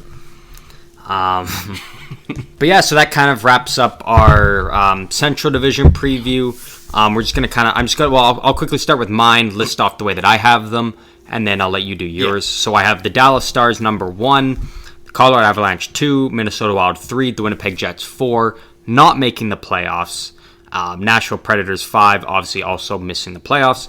The Arizona Coyotes 6, the St. Louis Blues, boo. Okay, why'd you boo? It wasn't me. And then the Chicago Blackhawks at number 8. Peace. The Connor Bedard Hawks at number 8 there in that division. Yeah, and then for me, I got the Colorado Avalanche, the Dallas Stars, the St. Louis Blues, and then not making the playoffs. In 4th, I have Minnesota Wild, Winnipeg Jets, Nashville Predators, Arizona Coyotes, and the Chicago Bedards. So we only had one in the same spot. We only had the Blackhawks at the bottom. Yeah. When you said Arizona, when I said Arizona in 7th, and you said that you had them in a different spot, I thought that meant you had Chicago in 7th and Arizona in 8th. So I actually, when I first did this, I had the Coyotes in 5th. And I had the Predators in 6th. But then I started thinking, I was like, you know what? When you've got guys like Philip Forsberg, Roman Josi, and UC Saros, like... Saros stole a lot of games. And that was kind of my biggest thing. Is like, Saros is going to steal more games than Vejmelka will. Which was kind of the tiebreaker for me. As good as Vejmelka is, he's no UC Saros. Exactly. Yeah. Did you see, just while we were going through, looking at a lot of those cap friendlies... Chicago's paying Peter Mrazek like $3.8 million. Yeah, to get fucking one punched by Joe Thornton. Like, that's crazy. Well, you were talking earlier about when San Jose was grinding Binnington's gears. I'm surprised Thornton never punched him. Yeah. That's still probably one of the best things I've ever witnessed in hockey. It's just like Peter Mrazek acting like he's all tough. Were you watching that game live? Oh yeah. Oh, and Joe Thornton just with the quick jab. It wasn't even like a full punch. It was like a jab. Oh, yeah. It was right in the throat, just dropped. It was obviously a dive by Mrazek, but like, Joe Thornton could probably pack a punch. It just made him look crappier because he just flies back and his arms like... He acts like he's knocked out. It's like, dude, you got punched in the throat. Like, you're not knocked out cold. And if you are, then people are just going to call you glass jaw. Like, it's not like... very epic drawing a penalty. Like, you got punched in the head. And Joe probably Thornton, calling it anyway. And yeah, they didn't get a power play out of it when he was on the Hurricanes at the time. So to wrap up this episode of reviewing the shitty Central Division, I've got a fun game here, actually. You got a fun game. I almost thought about sending this to you the other day, but then I was like, man, this would actually make a fun game here. All right. So ESPN is part of their fantasy hockey thing that they love to do. They've released their projected point totals for certain players. Oh, okay. So I'm just going to go through. This is just they did a couple side-by-side graphics. So I'm going to give you one player's point total, and then I'm going to tell you the other player, and you got to guess kind of where they have the other player based on the first player I told you. If that makes sense. Okay. So I'm going to tell you what they gave the point totals for player A.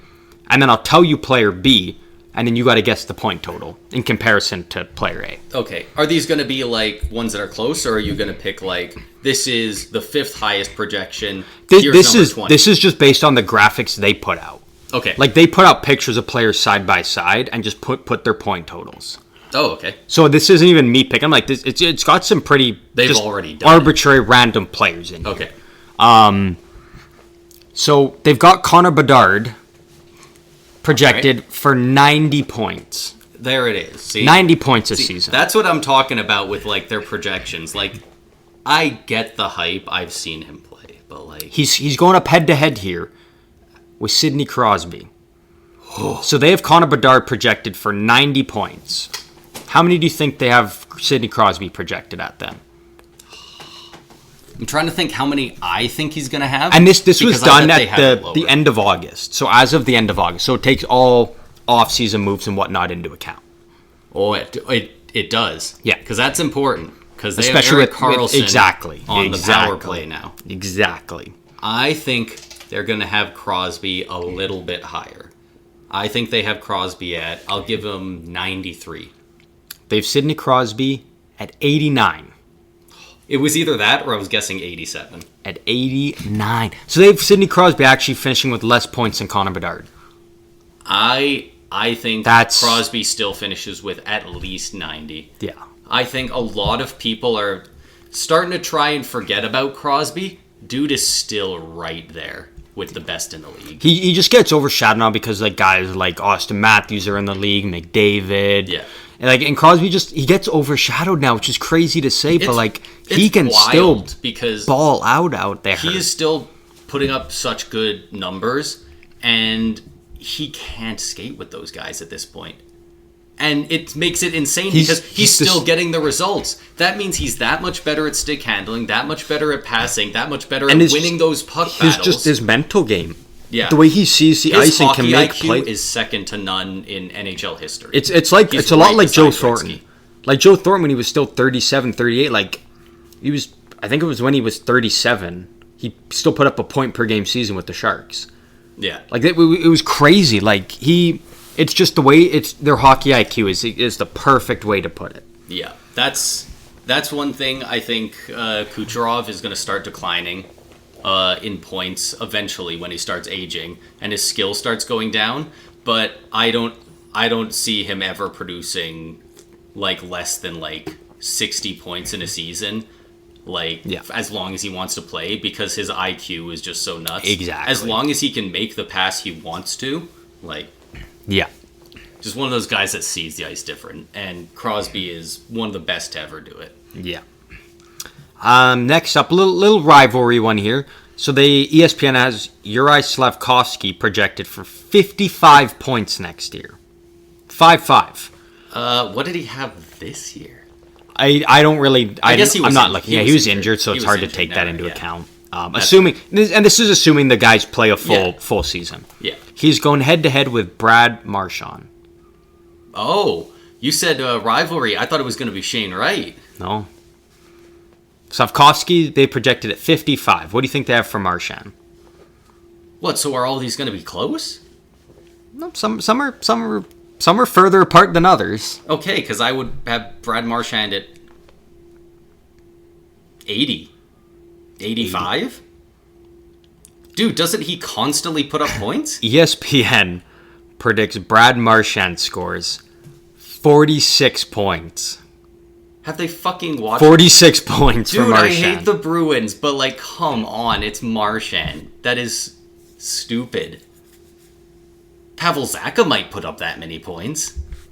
46 for Marchand. Zacha's probably going to beat 46.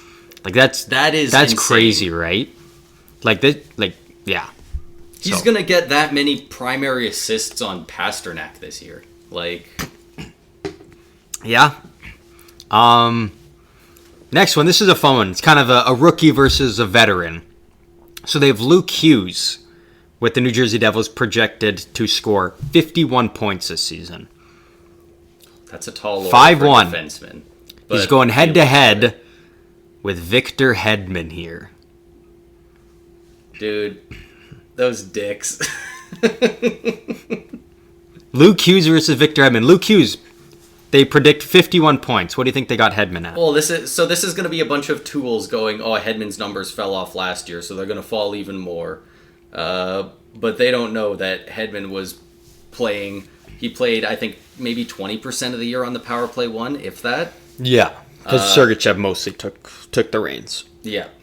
And excelled at it, to be fair. Yeah. The reason wasn't Hedman doing worse. It was Sergachev started the year on the power play, and it worked really well. Because, obviously, he's the future. He's, 8 years younger. Yeah. What was Hughes at, 51? 51. They love having the younger guy higher. They probably have Hedman at 57 or some shit. I would have Hedman at least 70 still. They have Victor Hedman at 50 points. One below Luke Hughes. Those dicks. Which I think is really, like, they're really screwing over Hedman here.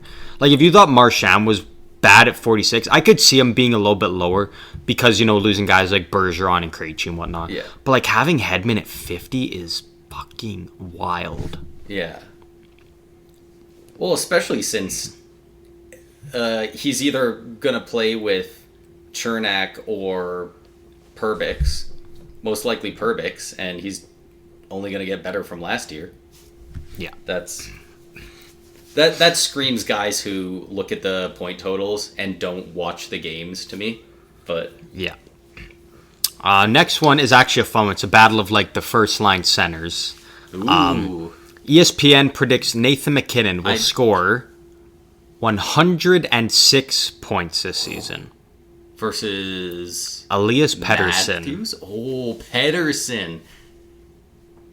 Nathan McKinnon at 106. Who is this by again? Do you say TSN? ESPN. ESPN. Do you know if that's Canadian based? No. Because if this was like, I don't think that. if this was a Canadian based one, I would probably put Pettersson higher, just because they love doing that. What do you say? 106? McKinnon, they have at 106. Pettersson 102? 103? Pettersson at 116. Oh my god. 10 points more than McKinnon. Dude, Pettersson is incredible. I don't think he's ever putting up 116 without a huge shift in league scoring. He's really good, but, like, that's a lot. Yeah. Not to mention, he's also renowned for his two-way game. Yeah. So he's, busy doing that a lot of the time. This next one I'm not gonna do because Also, that it's might just be low for McKinnon a little bit. This next one I'm looking at, like, I'm not gonna make you guess them because, like, these ones actually do make sense based on last season. Okay. Going head to head is Cale Makar and Erik Karlsson with the Penguins. Okay. They have Cale Makar. They predict 85 points for Makar, and That's Erik probably Karlsson close. They have predicted 97 points. Wow. So, like, it's not outrageous. Like, it's kind of very similar to what they were last year. If anything, like, you can make the argument, yeah, Erik Karlsson might slow down because he's another year older. But you can also make the argument, it's really hard look at to reach 100 points as a defenseman. But then you can also make the argument, look at the Penguins team he's on, the power play he's going to be running with. So, like, I could see the merit to both sides. I definitely figured they would have put him around 90. I'm surprised they went that high with it. I am But surprised. I definitely yeah. think he could do it. But, like, it's not outrageous to predict that he's going to outscore Cale Makar again because he did last year. Oh, yeah. He's on a better team now, so it really just matters on if he can stay healthy. And this is assuming he plays the A full 82 lot of games. people are saying he's going to score more because he's on the Penguins. I'm wondering if that hurts his scoring a little. I'm wondering because he was a defenseman. He was the number one forward on the Sharks, though. Yeah. Like, he played defense, but he was their number one forward, basically. Well, and it's also so like... I wonder if he scores less because he's relied on to score less. Well, and it's also, you look at the thing of, like, it was his first year on San Jose without Brent Burns. And now he's going to be on Pittsburgh kind of with Letang. So it's going to be like, when the Sharks were down by a goal or whatever, Karlsson would play, like, the final 3-4 minutes of the game. Now with the Penguins, they can kind of rotate between him and Letang, give them both time. There was times where Karlsson would run power play 1 and 2 for the Sharks. Yeah. On some nights. Whereas with the Penguins, they got to give that time to Letang as well. You can't just shaft Letang now. Yeah. So he's gonna have to share that time. So I really don't see him. I see him getting at most 85. I think. You don't think? I think is fair. I don't see it because he's got to share that time with Letang. Yeah.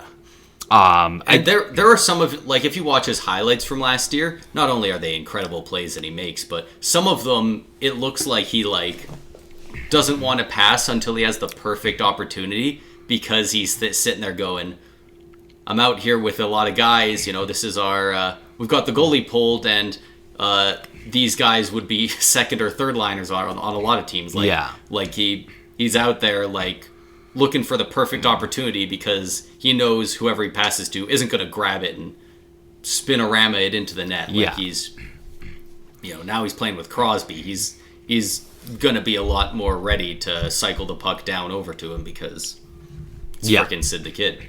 Well, and also, I think that the Metropolitan Division is way more physical than the Pacific is as of right now. And so I think he's going to be getting hit a lot more. It's going to wear him down a bit. I don't not necessarily say he's going to get injured or anything, but just over time those hits just kind of wear on you. So my prediction is kind of 80 to 85 is kind of the max for Karlsson, I think. But 97's not. That's not crazy though. It is possible, especially with the Penguins.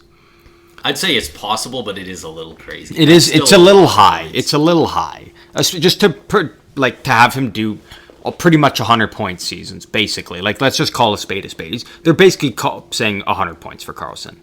That's tough to do back-to-back years as a defenseman, considering it's only been done. What was he, the fifth or sixth guy ever? Fifth. To now be basically saying he could do it back-to-back years, just no. And how many? If you don't include guys that played with Lemieux or Gretzky, it's two defensemen. Yeah. It's that is an insane stat that he reached. Yeah. Next up, a fun one, a little Battle of Ontario here. Oh. They have Tim Stützle projected at 99 points, going up against Austin Cheeks Matthews. Oh. I think Matthews has to have the edge, assuming they play all the games. Personally, if he played all 82 games, he'd be up at the 115 range. But they've probably got him somewhere closer to... I'm going to go 106. They have Austin Matthews tied with Tim Stützle at 99 points. At 99. Wow. Yeah. Which is, Austin Matthews playing a full 82 games, he's putting up more than 99 points. Unless he throws his stuff on the ground and goes, I want a fucking Selke, then he's going to score 100 points. Yeah. Unless he really unless the power play's playing up there and he's in his own end running around defending. Actually, I'm going to look this up. What are you looking at? Because I saw someone say it the other day, and I was like, that seems a bit far-fetched, but I want to look it up because if it's true, this gives me a lot of leverage on a lot of arguments, actually. You getting into a lot of Twitter arguments? No, it's just... sorry, they're X-arguments It's people who try to make arguments specifically for... just hold on. It's just... Do you want to edit this apart? Do you need some research time? No. All right. While you're doing that, I'm gonna throw out. Oh, gave me the crying guy. Apparently, can't look it up. I'm gonna throw out something to the viewers just because I had this argument. Not so much of an argument. We'll call it a discussion on Reddit the other day. What was it on? I believe there was a post saying if every team had to retire if the league Wayne Gretzky style retired numbers 1 through 30, what numbers would be retired by each? Yeah. And so it wasn't 19. 19 was Sakic and Yzerman people were talking about. Crap, how can I not remember the number? Was it 21? Guy Lafleur and not Marcel Dion. Who's the other guy? Oh no. Do you think it's on my history? Oh no, it's just all cap friendly. Ron Francis. People were talking about Guy Lafleur versus Ron Francis, and this one guy was arguing for Ron Francis, and he just had so many people saying that he was absolutely insane for saying that it wouldn't be Guy Lafleur. And I don't disagree. I think it's probably Guy Lafleur. But the fact that so many people were saying like it was like to the point where people were like in all caps being like, there is all caps no argument for Ron Francis over Guy Lafleur. And I'm like, Guy Lafleur in his prime was better. But like, Ron Francis is 5th all time in NHL points. He's like top 10 in games played. Like, yeah. He was really good. I know Guy Lafleur was like insane for what he did for Montreal and their cup runs. Yeah. But like, between the longevity and the level he played at for the entire time, I don't think it's crazy to say that he could at least be in that conversation. Like, there were so many people who were like, oh, this is your opinion? Okay, good. So I'm like, don't have to take anything you say seriously. Like, it was one of those things where, like, if you have this opinion, we're not having the argument at all. Yeah. And it, like, that felt a little strange to me. Like, it's not that open and closed. Mm-hmm. No, yeah. He doesn't have the individual hardware, but just, like, the amount of points and the amount of games over time speaks for itself, really. So, I finally found it now, because this can shut up so many arguments now. Because I saw someone put on Twitter earlier today, and I really didn't kind of clock it until now. So Erik Karlsson just won the Norris Trophy. Yep. What was the biggest knock on Erik Karlsson when it came to winning the Norris Trophy? I would say it's kind of the same answer, but like either defensively or his plus minus. The plus minus was, but like plus minus is a stupid stat. Yeah. Let's be real. The biggest thing was he doesn't play on the penalty kill. Right, yeah. But everybody said Austin Matthews should be up there to win the Selke. Between 73 games a season, the amount of penalty kill time Austin Matthews played, 3 minutes and 28 seconds, for an average of 2.8 seconds per game. Yeah. But people wanted him to win they thought he should be up there for the Selke, so it's like, I mean, I wonder if there's a reason they don't have him play on there, because he is good defensively, but he doesn't play on the penalty. But I think it's just because he plays so much 5-on-5 and on the power play. Like, it's his numbers. You can't have him be up crazy. Like, you can't have him up there, playing like 28 to 30 minutes a night consistently. Like, you're just gonna wear him out. So I think that's kind of a big part of it. Matthews really does have a very strong case to be the most complete player in the league. The way he can make insane passes. Obviously, his shot is lethal, second to none, but he's also great defensively, and the fact that he does so much of this 5-on-5. Yeah. Because, like, he beats everybody 5-on-5 scoring every year. Even years when Draisaitl puts up insane numbers, Matthews dwarfs him in 5-on-5, because all these guys that put up insane numbers, Pasternak, Draisaitl, a lot of them put up a lot of them on the power play. But Matthews puts up a good amount on the power play. They don't have a bad power play, but he does a lot of it 5-on-5. Yeah. But personally, I think Marner's closer to a Selke because he's really good defensively as well. Yeah. And it would be really cool to see a winger win the Selke. Yeah, because it's always a centerman. Yeah, which makes sense. They tend to play more defense, but in the case of a winger that puts up huge point totals and plays great defense, why not? Like, let's not rule it out. Like, be fun to see. So we got a little sidetracked there. We've only got 3 left, so we'll kind of rapid fire through them a bit just because we have gone on for quite a bit with this one. So ESPN has Shane Wright projected for 40 points this upcoming season in his rookie year. He's going head-to-head with fellow young stud Wyatt Johnston on the Dallas Stars. Okay. What do you think they have for Johnston? I think you got to think higher. I think he showed a lot of promise last year. I'm going to go 46. 25. Wow. 15 points less than Shane Wright. How many points did Wyatt Johnston have last year? Like, I think he was up around 40. I think he had like 17 or 18 goals or something. That's Like, they're projecting a significant drop-off for him for some reason. Like, to now go down to 25. That's crazy. 25? Last year, he put up 41. How many goals? 24. 24. Like, they're projecting him to have as many points next year as basically as goals as he had this year. Like, in his rookie year. Yeah. On a team that is so young, they can only get better. Unless they stuff Sagan onto the first line for some reason, and then he falls off even more. Like this next one is a wild one. I don't know why it's on more here. More wild than what we just saw? Yeah. Oh, wow.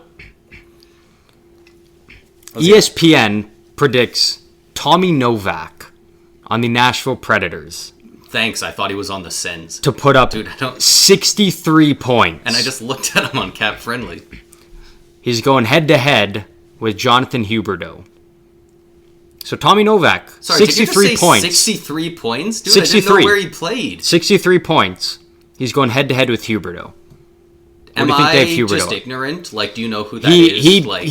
He kind of came into the Predators kind of midway last year when like a lot of their guys got injured, and he actually did quite well. Was he? He wasn't the guy who went like between the legs in the last game of the season, is he? I don't think so. I can't remember who that guy is, but like, No, yeah, I don't that think was it a sick goal. So last year at the Preds, he put up 43 points in 51 games. Okay, those are sick numbers. But they have projected 63 points for next year. What do you think they have for Huberdeau? They're gonna do him so dirt. I can't wait till Huberdeau puts up fucking 110 points next year and shuts everyone up. They probably got him at like fucking 45. 59. 59. So 4 below Novak, which is like nuts. And the final one, from under Sutter, he's going to do just fine. The final one, wait, what? I'm convinced that he'll do better. Without Sutter? Yeah. Yeah. Oh yeah. Like 100%. offensively, He's gonna actually get a him. chance to play his style of game. He's not gonna have to be like go out there and hit and fight and blah, blah, blah. Like it's like. Yeah, everyone loves being a all-star playmaker, signing with a team, and then they go, "You're gonna be a two-way grinder." Yeah, exactly. Okay, cool. The final one, a little metropolitan rivalry action one here. ESPN predicts Bo Horvat, not even Matt Barzal, to score 71 points. Okay. Where do you think they have Evgeny Malkin? Malkin. That's interesting. They had Carlson pretty high. They're probably pretty high on the power play. I'm going to go with 75. 68. 68, they have him lower. Which I think Malkin's going to put up more than Horvat. Assuming both actually play a full season. I was going to say, that one's rough because you can't even look... It's hard to look at past seasons because... has Horvat dealt with quite a few injuries recently? No, not really. Okay, I didn't think he had, but Malkin really has been in and out of the lineup. No major injuries, but a lot of small ones. And then the last one, like there's not a comparison because these ones make sense. Leon Draisaitl is projected to score 129 points this year, and McDavid at 148. So like that's not crazy. That's not outlandish. The thing that bugs me is looking at all these. It's like, who do you have even? You don't even have anybody close to those two. Like it's obviously not going to be McDavid and Draisaitl like very high at the top and then a huge drop off. Like there's going to be guys in the mix around Draisaitl, I think still. I mean, were they this year? Like I think Draisaitl was so no. I think Draisaitl was fairly high last year. Not points for teams, points for players. Okay, so you know what? Actually, yeah, there was actually, you know what? Yeah, I'll shut up. There was actually a pretty significant drop of 15 points between Draisaitl and the next, which is Pasternak. So I guess fair enough. Actually, you know what? Fair enough. I personally, I would have McDavid a bit higher, and I would think I would have Draisaitl a little bit lower. By the way, that was tied with Pasternak and Kucherov in third. I'm just gonna throw that out. Yeah, so McDavid 153, Draisaitl 128, and then Pasternak, Kucherov 113, McKinnon 111. So I mean, it's not. Yeah, you know what? Okay, I'll shut up. You know that's fair. That's fair. Based on last season, that's fair. I won't pout or anything about that. But yeah, that's some kind of just shit talking on ESPN and some wild predictions. We did our predictions here, going through the Central Division and how we, think each team will fare in this hot garbage of a division. Anything you want to add on here before we hop off? And then in the next one, we will cover the Pacific Division, the final division, before the NHL season gets underway in about a month's time from now. I think we're about a month from start of the regular season, so... Not really. Just, I don't know. I hope that, they take the 8 teams in the Central and, divvy them up amongst the other divisions. Just make it, let's cut it down to 3. 4 seems like too many. Or, really, too many if there's a Central Division, Yeah, exactly, right. We could all do without the Central Division. Hopefully the NHL's plans for that. I know Gary Bettman's kind of, been looking there and, this shit sucks. I want to get rid of it. Just make a new one and call it the Middle Division. Yeah. Middle Division sounds fine. Yeah, that's better. Yeah, exactly. There we go. Thank you to everybody for listening. This has been a very long one. I think actually the longest episode we've done so far to date. Jeez. But thanks to everybody for listening and powering through this tough one with us as we went through the garbage Central Division. Hopefully we don't have to do this anytime soon. Make sure to keep an eye out for the Pacific one that's coming out. I don't know when. Probably about a week from now. Maybe sooner. I don't know. That's up for debate. Yeah. We'll figure our shit out on next Friday and get that sorted. Yeah. Do we want to also shout out the socials? Are we at the point that we want to do that? Yeah, hit us with it. You're the one who made them, Chief. What are the handles? I think I made them both the same. They are? Yeah. Yeah, so you can find us. We're only on 2 platforms right now. We are on Instagram and TikTok. Not TikTok. Twitter. Or X. Whatever you want to call it. That's what I was thinking Twitter and X and then TikTok. Yeah. No! You can't. No. So you can find us on Instagram and Twitter or X, which, what does X do?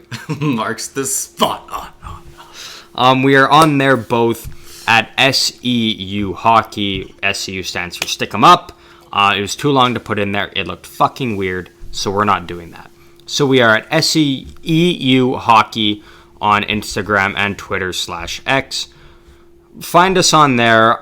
We really haven't posted much. We'll probably start posting more soon, especially once the NHL season gets underway. Feel free to send us, DMs, death threats, whatever you want on there. We will respond to everything and view it and take it without a grain of salt. We will take it to heart no matter what you say. Yeah. Find us on there.